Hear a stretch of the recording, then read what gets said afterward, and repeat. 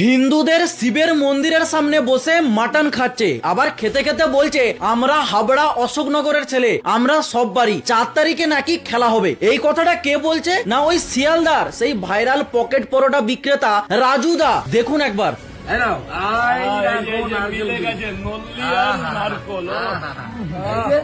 ভাঙ্গা হাতে এই দেখো